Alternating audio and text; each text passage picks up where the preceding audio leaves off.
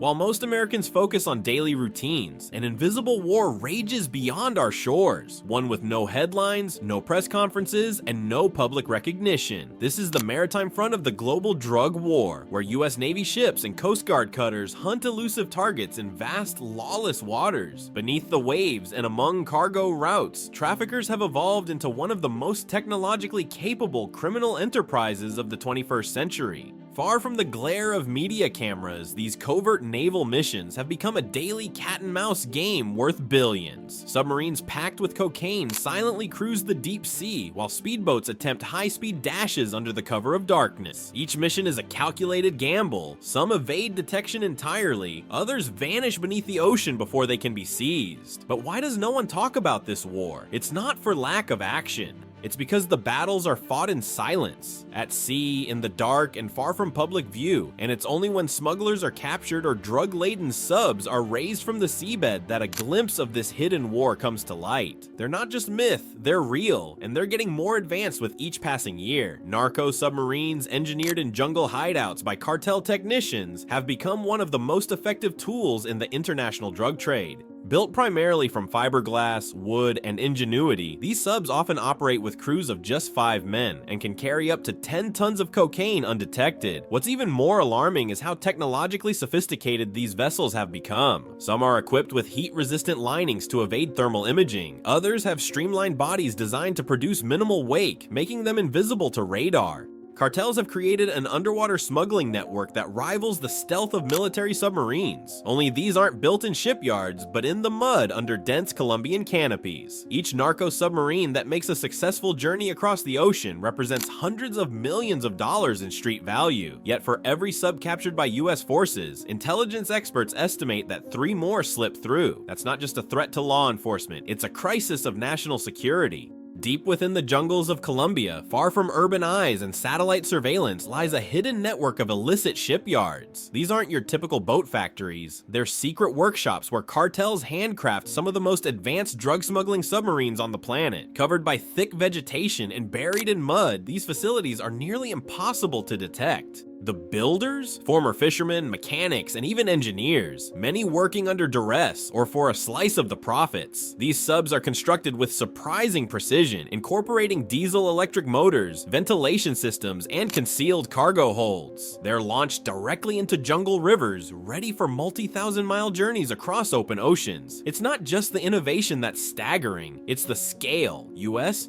forces have uncovered entire narco shipyards, some producing subs capable of transoceanic travel. One sub seized in 2024 had crossed 10,000 miles en route to Australia, demonstrating just how far the cartel's reach now extends. In 2024, a discovery stunned naval intelligence worldwide. A drug-carrying submarine was intercepted en route to Australia, having traveled more than 10,000 miles across the Pacific. It wasn't just a sign of ambition, it was a warning that the cartels had achieved long-distance operational capabilities that could challenge global maritime security. The sub had enough fuel to make the entire journey without surfacing, a heat-resistant body to avoid thermal detection, and a low acoustic signature to evade sonar. Inside, compressed packages of high-grade cocaine were sealed tight. The crew endured suffocating conditions with minimal rations, all to protect a shipment worth over $150 million on the black market. This wasn't just another bust, it was proof that cartels could launch intercontinental trafficking missions undetected. For law enforcement, it meant one thing: a global rethink of anti-smuggling operations, especially on vast, under-monitored stretches of ocean. During his presidency, Donald Trump intensified efforts to combat drug trafficking on every front. His administration pushed for unprecedented investment in border security, not only on land, but at sea. Naval operations received new funding, and US ships were deployed more aggressively to disrupt cartel activity in international waters. Trump's approach was blunt and unapologetic: eliminate the threat before it reaches American soil. Maritime patrols increased in both frequency and firepower. Coast Guard cutters became longer deployed, better equipped, and partnered with Navy destroyers and international task forces. Under his watch, missions like Operation Martillo and Orion ramped up in both scale and impact. Critics called the strategy militarized and confrontational, but results spoke louder. Cocaine seizures hit historic highs. Trafficking routes once seen as reliable by cartels were now battleground. Trump's legacy in the war on drugs isn't just policy, it's the ocean turning hostile to traffickers once again. In 2012, a bold multinational strategy was born. Its name, Operation Martillo, Spanish for hammer. It wasn't just a symbolic title, it was a declaration of intent. The United States, alongside 13 other nations including the UK, France, Spain, and Central American allies, committed to striking hard at the heart of drug cartels on the high seas. Unlike earlier drug war efforts, Martillo aimed not only to intercept shipments, but to dismantle the logistics network behind them. The operation focused on the most critical vulnerability of the cartels, their shipping routes. Naval ships, aircraft, and special forces were deployed in coordinated missions spanning thousands of miles of ocean between South America and the US. The first year alone proved its potency. Over 300 smugglers were arrested, more than 100 drug-laden boats were seized. Cocaine worth over $2.3 billion never reached American shores. This was just the beginning. The hammer had struck, and it would continue to fall with increasing force. Modern drug cartels no longer rely on just speed or stealth. They use both. Their maritime fleet includes go-fast boats capable of 80+ MK, hybrid semi-submersibles that skim just above the waterline, and stealthy submarines nearly invisible to radar. It's a criminal navy that rivals those of small nations. Go-fasts are narrow, powerful boats outfitted with multiple outboard motors, often 3 to 4 engines of 250 horsepower each. With a minimal crew and massive fuel capacity, they can outrun most patrol vessels and travel from Colombia to Florida or Jamaica without refueling, and they're often painted blue to disappear into the sea. Hybrids and narco-subs add a terrifying layer of complexity. The hybrids are nearly invisible on radar and can carry tons of cargo.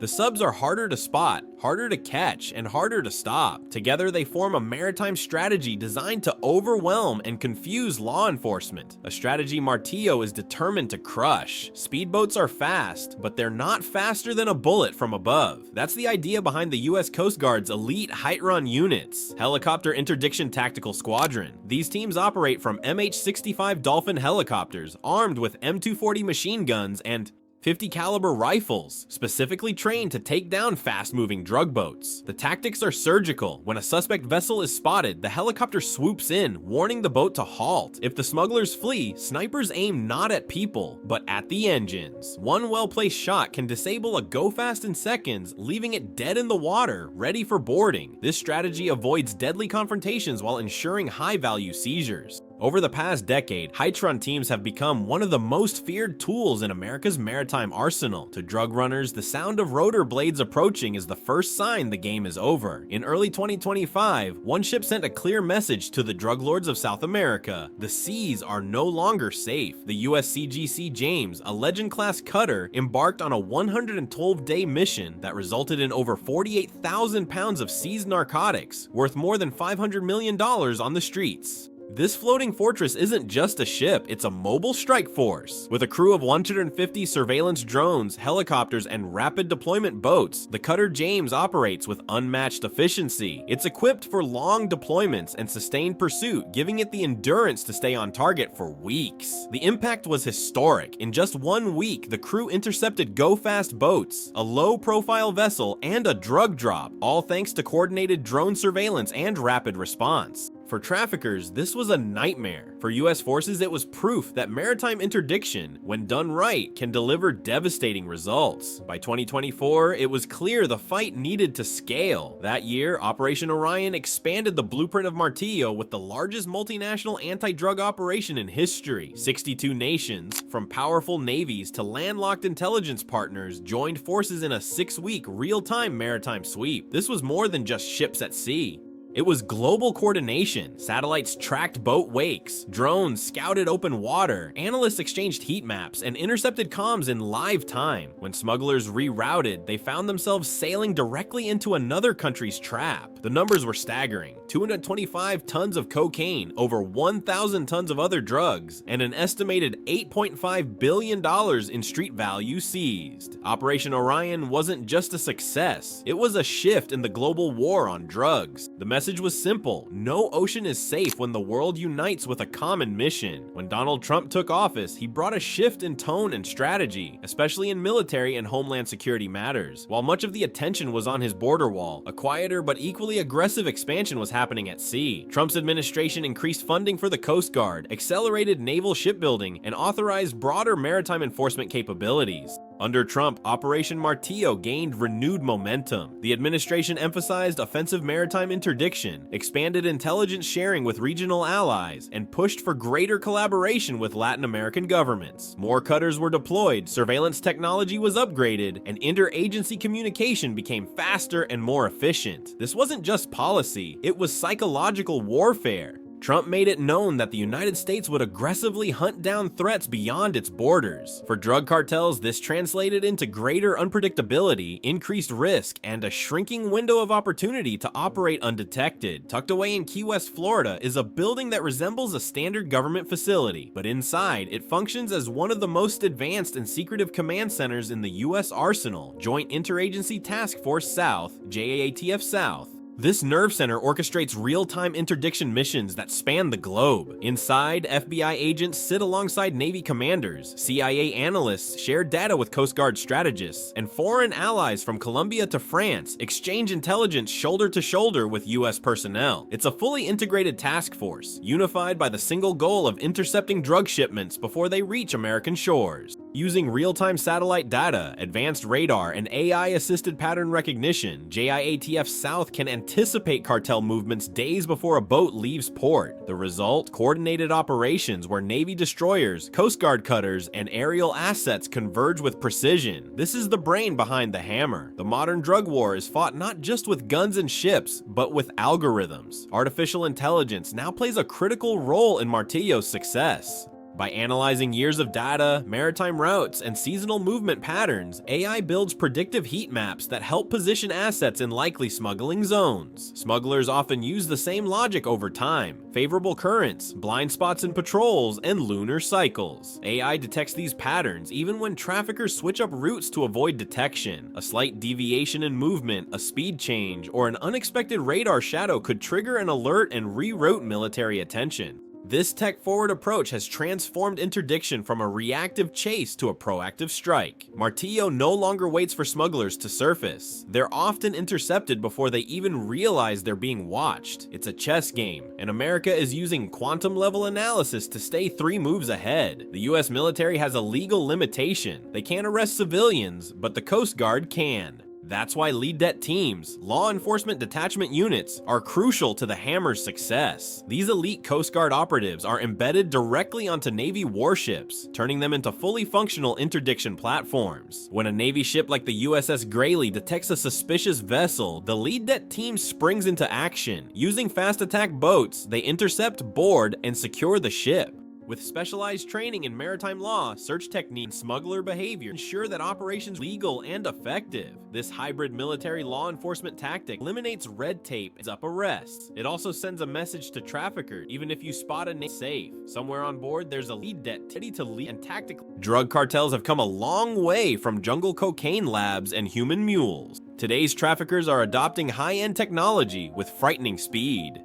From drones used to scout coastlines to encrypted communications and GPS-tracked shipments, the modern cartel operates like a Silicon Valley startup with far deadlier goals. Some go-fast boats now carry jamming devices to evade radar. Others have heat-dampening paint and lead-lined compartments to fool infrared surveillance. Cartels are also rumored to be experimenting with autonomous vessels, drug boats that can cross oceans without human crews, guided by satellite. But as they evolve, so does the Hammer. Intelligence agencies are already integrating quantum encryption, underwater drones, and machine learning to stay ahead. It's a race of adaptation, and for now, the balance of power still tips in favor of the multinational alliance patrolling the seas. In the age of digital warfare, Martillo's greatest weapon may not be its ships or helicopters, but its eyes in the sky and its brain on the ground. At JIATF South, analysts monitor dozens of screens showing live satellite feeds, radar sweeps, intercepted communications, and vessel movements in real time. This command center operates 24/7. When an anomaly is spotted, an unregistered vessel, a zigzagging speedboat, or a sudden GPS blackout, commanders can redirect resources instantly. A drone might be deployed from a cutter, a Navy destroyer rerouted, or a helicopter launched within minutes. What was once a slow bureaucratic response has become a fast surgical strike. Cartels no longer have the luxury of time to make errors or reroute. One mistake in open water could mean interception by a team that saw it coming hours before the smugglers even knew they were being watched. The USCGC James isn't just a ship, it's a mobile fortress. During its 2025 deployment, this Legend-class cutter conducted one of the most financially devastating campaigns in Coast Guard history, seizing over $510 million in narcotics in just 112 days. What made this mission exceptional wasn't just the numbers, it was the consistency. Day after day, the ship launched drones, helicopters, and boarding teams to stop drug boats of all shapes and sizes. From high-speed chases to deep-sea recoveries, the Cutter James proved that with the right crew and tech, one vessel can disrupt an entire criminal network. The ripple effects were immense. Not only were drugs removed from circulation, but intelligence gathered from each bust added to a growing database of cartel tactics. Routes, methods, aliases, all of it fed back into Martillo's predictive systems. The Cutter James didn't just win battles, it helped win a war.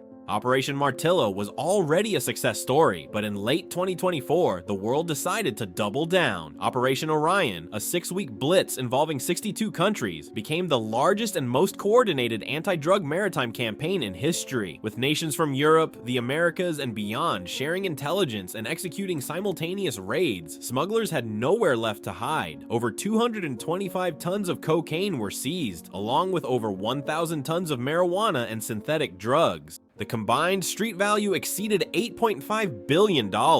This wasn't just a law enforcement triumph, it was a message. For the first time, every oceanic route was under watch, and every cartel boat had a bullseye on it. Orion proved that when the world unites under a clear mission, no network, no matter how profitable or elusive, can escape. Under Trump's doctrine, much of the public focus was on land-based border security, walls, checkpoints, and ICE raids. But behind the scenes, a quieter and more complex pivot was unfolding at sea. The administration realized that controlling the maritime routes could cripple cartels faster than border crackdowns. More funds were diverted to shipbuilding, drone development, and intelligence coordination. Trump's push for America First extended to making American waters impenetrable. Ports sought increased surveillance, and naval partnerships with Latin American countries were prioritized. This shift not only brought operational results, it redefined how America thinks about national security. In the 21st century, threats no longer just walk across borders, they sail under them, and Martillo, powered by that doctrine, became the shield America didn't know it needed. Martillo, Orion, JIATF South, each of these represents a bold chapter in the war against transnational narco-trafficking. But no war is ever truly won. Cartels continue to adapt, and their technological arsenal grows.